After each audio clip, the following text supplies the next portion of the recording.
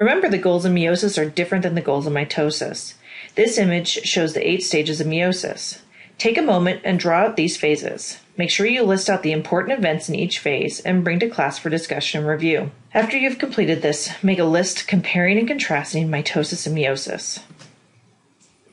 Let's test our knowledge. Now be careful, this question is a little tricky. After telophase 1 of meiosis, the chromosomal makeup of each daughter cell is. Pause the recording, and when you're ready to check your answer, hit play. Did you get it right? Good job. Either way, I want you to try to explain why C is the correct answer. Bring your attempt to class for discussion and points, and if you are still confused, it's okay, just try your best, and we will discuss this answer more in depth. Now let's consider how meiosis contributes to the variation and change over time that we associate with evolution. In sexually reproducing organisms, 3 processes lead to most genetic variation: independent orientation of chromosomes in meiosis, crossing over of chromosomes in meiosis, and random fertilization. Each pair of homologous chromosomes consists of 1 chromosome inherited from the father and 1 from the mother. Here we have color-coded them blue and red. Each pair of chromosomes lines up independently of the other pairs in metaphase 1 of meiosis. Here you see one of the possible arrangements and outcomes. There are 2 different ways that each chromosome pair can line up.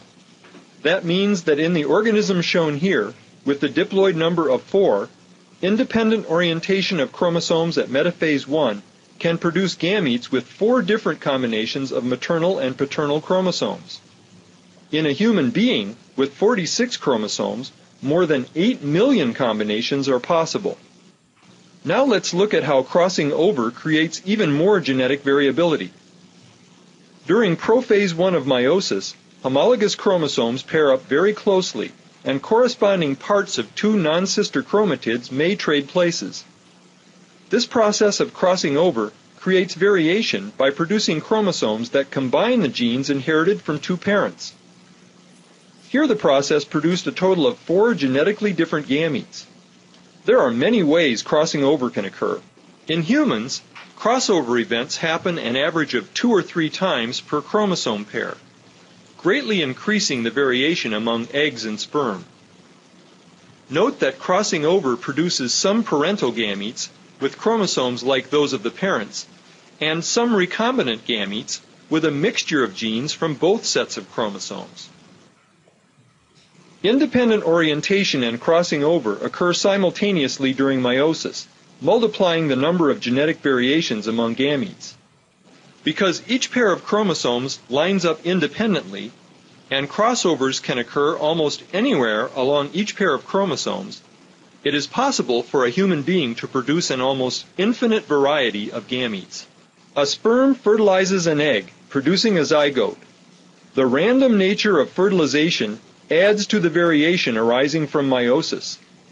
Each parent is capable of producing a huge variety of genetically different gametes. The number of possible combinations among their offspring is staggering.